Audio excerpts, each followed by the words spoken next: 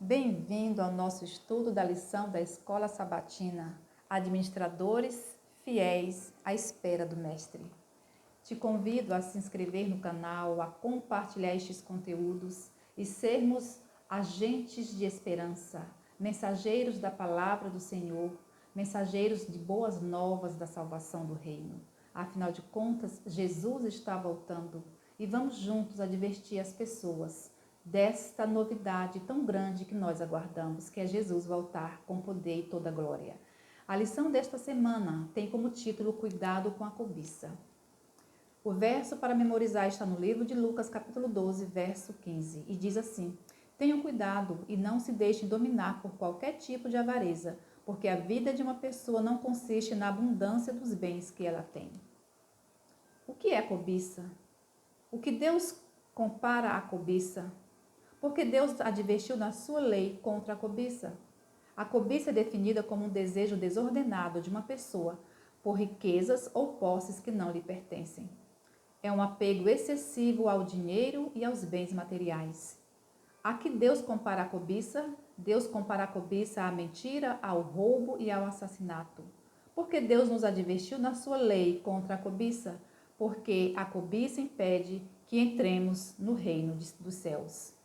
A lição trouxe alguns exemplos de como a cobiça ela leva à ruína e nos traz como advertência para que nós possamos escolher hoje a quem devemos servir. O primeiro exemplo traz na lição de domingo sobre o supremo pecado original. Muitas pessoas acreditam ou até mesmo pensam que o pecado teve a sua origem no jardim do Éden com Adão e Eva. Só que não é verdade. A Bíblia fala no livro de Isaías, capítulo 14, versos 12 a 14, que o pecado teve origem no coração de um anjo, de Lúcifer, lá no céu. Lúcifer desejou o lugar que pertence a Deus. Ele era o exaltado anjo que seguia a Cristo na hierarquia. Como um querubim cobridor, estava cercado de glória.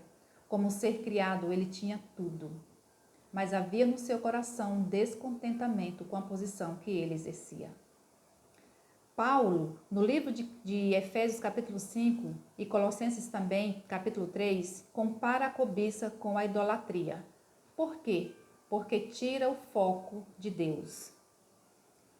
Deus não era, no coração de Lúcifer, o seu alvo supremo. Para muitos hoje, em nossa realidade, também não é. As nossas afeições, a busca pelas posses, por posições, denotam de que lado nós estamos e a quem nós estamos servindo e quem ocupa o primeiro lugar no nosso coração. Devemos ter cuidado com o descontentamento também. Lembre-se que Lúcifer falhou no céu e por ter falhado no céu, ele mudou sua atenção maligna para a humanidade, para nos destruir. Lúcifer virou Satanás, foi expulso do céu, está aqui na terra, fazendo com que muitos não entrem no reino dos céus por conta da cobiça, pelo próprio pecado que foi a sua ruína. E está arruinando a vida de muitas pessoas para que não façam o caminho inverso de irem para o céu. Como ele foi expulso do céu, ele trabalha para que através da cobiça muitos também não entrem lá. Tenhamos cuidado. A Bíblia nos adverte e tudo que está escrito é para o nosso ensino, segundo a Bíblia nos fala. O segundo exemplo que a lição nos fala sobre cobiça é a história de Acã. O povo de Israel haviam cruzado o rio Jordão no tempo de cheias, e este rio estava transbordando, mas pelo milagre do Senhor, Deus fez as águas pararem e o povo atravessar e entrar na boa terra. E diante da cidade murada de Jericó, eles se questionaram como fariam para conquistar aquela cidade. Mas o Senhor respondeu à oração de Josué, que era o líder do povo naquele momento. E Deus deu as instruções, orientações de como eles deveriam fazer para ganhar aquela batalha. E eles seguiram as ordens e as instruções de Deus. E uma das ordens de Deus era que eles não levassem nada amaldiçoado da cidade para o acampamento. E é dito que alguns homens, no capítulo 7, no capítulo 6, eles levaram prata, ouro, escondidos, mas Deus revelou a Josué. E estes homens que tinham roubado estes tesouros que pertenciam a Deus, eles reconheceram seu pecado, confessaram e devolveram o que era de Deus. Mas entre eles havia Acã. Acã, ele escondeu na sua tenda o ouro, a prata e uma capa babilônica. E diante do acontecimento, Deus colocou uma situação para que eles fossem testados. Eles foram lutar contra a cidade de Ai. E nesta guerra, essa cidade era pequena, os habitantes eram poucos. E mesmo assim, eles confiantes, o exército israelita confiante de que, como tinham vencido a cidade de Jericó, iriam vencer facilmente a cidade de Ai. Só que havia um detalhe. Eles foram com poucos homens, mas foram sem a proteção, sem a orientação do Senhor, porque eles estavam em pecado, porque Acã estava escondendo algo roubado dentro do acampamento dos israelitas, dentro do acampamento do povo de Deus. E por conta desse pecado, eles foram derrotados na batalha. E Josué se questionou e Deus revelou o que tinha acontecido. Então veio as tribos ali para verem quem havia pecado e chegou na tribo da família de Acã. Acã e toda a sua família foram diante de Josué e da congregação e confessou o pecado. Só que tem um detalhe. Acã não se arrependeu verdadeiramente do que ele havia feito. No verso 25, ele diz o seguinte: quando vi entre os despojos uma boa veste babilônica e 200 ciclos de prata e uma cunha de ouro que pesava 50 ciclos, eu os cobicei e os apanhei. E eis que escondi na terra, no meio da minha tenda, e a prata embaixo dela. Ele, diante do pecado, ele ainda achou que aquilo era bom, a capa era boa. Acã cobiçou e roubou os despojos da guerra, trazendo maldição sobre a nação e ruína a sua vida. Pela cobiça, Acã renunciou ao seu direito de viver naquela terra, que era Canaã, e perdeu toda a perspectiva da futura herança imortal na terra renovada. O que nós aprendemos com a história de Acã? Primeiro, o pecado de um só homem sobrevirá o desagrado de Deus sobre um povo ou nação. Muitos não ousam condenar o pecado para não sacrificar uma posição ou popularidade. Terceiro ponto que nós devemos considerar que a confissão sem arrependimento não tem valor. Acã não sentiu aflição por seu pecado. Uma outra consideração que nós devemos ter é que depois que o seu pecado foi exposto, cego pela cobiça, Acã continuou a descrever a capa roubada como boa. Não justifiquemos o pecado, porque o salário do pecado é a morte. E muitos de nós podemos nos perguntar por que somente Acã não foi destruído, mas por que foi destruída toda a sua família? Porque ali estava relacionado diretamente à influência dos pais. Os pais de Acã o educaram de tal maneira que ele se sentia livre para desobedecer a palavra do Senhor. Não haviam sido preparados e educados de acordo com as instruções da lei de Deus. Está no livro Orientação da Criança, página 234. Olha a importância dos ensinos dos pais na vida dos filhos. Então, eles eram acostumados a viverem dentro desse regime de cobiça, de ganância, de avareza. Os pais de Acã, dos pais de Acã, Acã passou para os seus filhos estes mesmos ensinamentos. Então, todos ali foram destruídos pela cobiça, que já era parte da vida deles. Devemos ter cuidado. E o terceiro exemplo que a lição nos traz é sobre Judas. Judas, um discípulo que andava com Jesus. Caminhava com Jesus. Comia com Jesus. Dormia com Jesus. Viveu com Jesus. Mas a cobiça o tirou também do céu. A cobiça o levou à morte. E a lição nos traz alguns ensinos aqui. Que quando Jesus estava num banquete ali na casa de Maria, Maria, né, irmã de Lázaro, irmã de Marta, Maria pegou um perfume caro. Em gratidão a Jesus, ela quebrou esse perfume, ela ungiu a cabeça de Jesus e lavou seus pés também, colocou nos seus pés. E aquele perfume exalou-se no ambiente. Ela tinha um coração agradecido pelo perdão, pela salvação na pessoa de Jesus para a sua vida. Maria, com este gesto de gratidão, ela acalentou o coração do mestre, preparando ele para o sepultamento, para a morte que logo viria. E Judas, quando viu tudo aquilo, achou um grande desperdício. Por que derramar esse perfume todo? Por que não vendeu e deu o dinheiro para os pobres?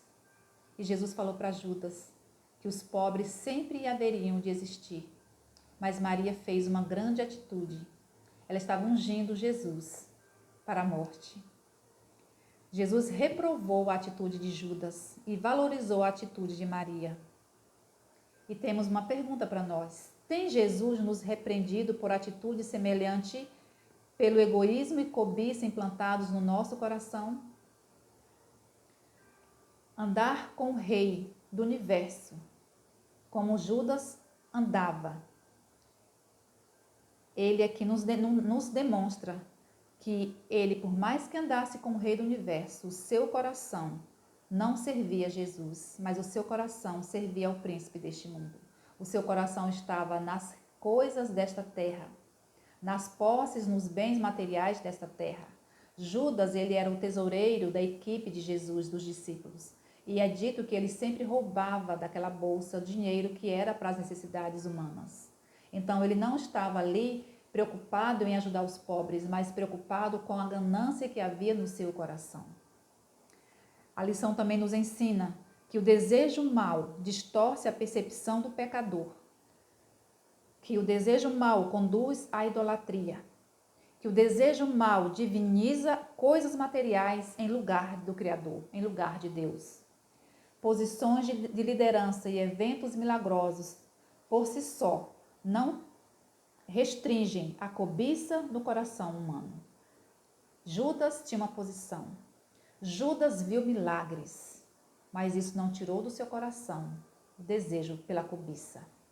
Judas roubava as ofertas dadas à obra de Cristo e ainda invejou o caro perfume que Maria ofertou a Jesus naquele dia. No fim, Judas morreu. Não houve salvação, porque o seu coração não estava em Deus e nem com Deus. O seu coração estava pegado às coisas materiais, aos bens materiais desta terra. E não tem como a cobiça permitir que alguém entre nos céus, como nós já falamos aqui no início da lição. A cobiça, pelo contrário, tira as pessoas do céu. Tanto que, por conta da cobiça, Lúcifer foi expulso do céu. A lição também traz um outro exemplo de Ananias e Safira na parte de quarta-feira. À medida que o evangelho ele estava sendo proclamado após Jesus ter ido para o céu, os discípulos proclamaram o evangelho de Cristo e um grande número de pessoas estavam se unindo ao cristianismo naquela época. E muitas pessoas, por acreditarem na mensagem de salvação, aceitavam Jesus e essas pessoas eram deserdadas das suas famílias, das suas casas, ficando e sendo acolhidas pela igreja. Então a igreja criou um fundo social para atender às necessidades dos membros novos que ali estavam chegando. E os cristãos cheios do Espírito Santo, eles foram se desfazendo das suas propriedades, foram vendendo e levando dinheiro para os discípulos gerenciarem de modo que nenhum passasse por necessidade. E ali a igreja crescia em números, a igreja crescia em união, a igreja crescia em amor. E a Bíblia nos traz o exemplo de Ananias e Safira. Safira e Ananias estavam naquele dia em que eles, orando em Jerusalém, o chão tremeu. Eles viram a manifestação do poder de Deus. E então Ananias e Safira, Influenciados pelo Espírito Santo de Deus, eles propuseram no seu coração também vender uma propriedade e entregar tudo aos discípulos. Eles conseguiram vender, mas com o dinheiro em mãos. A lição nos diz que eles reteram e não devolveram a parte do dinheiro. E ainda mais, mentiram. E isso são atitudes desagradáveis e graves para um cristão. Aqui nos diz que a lição nos fala que aqueles discípulos que vendiam tudo para ajudar a acolher os irmãos que estavam passando por necessidades, eles amavam mais as pessoas, valorizavam mais as pessoas do que os bens materiais. Valorizavam mais as pessoas do que as riquezas terrestres. E eles tinham esse fundo em comum para que todos não passassem, para que nenhum deles passasse por necessidade. E aqui a lição nos traz a seguinte pergunta: o que você acha que foi pior, Ananias e Safira, reter o dinheiro ou mentir? E a lição nos traz a resposta: as duas atitudes são graves. Por que uma punição tão severa? Porque eles morreram. A primeira explicação é que a igreja estava em perigo se homens e mulheres que tinham sido unidos a ela estivessem adorando o dinheiro, quando muitos ainda estavam sendo convertidos. Havia um perigo das pessoas que estavam chegando verem que a igreja estava adorando mais o dinheiro do que o próprio Criador. A segunda advertência foi para que a igreja fugisse tanto da falsidade quanto da hipocrisia e cuidasse para não roubar a Deus. Nós nos perguntamos, e hoje?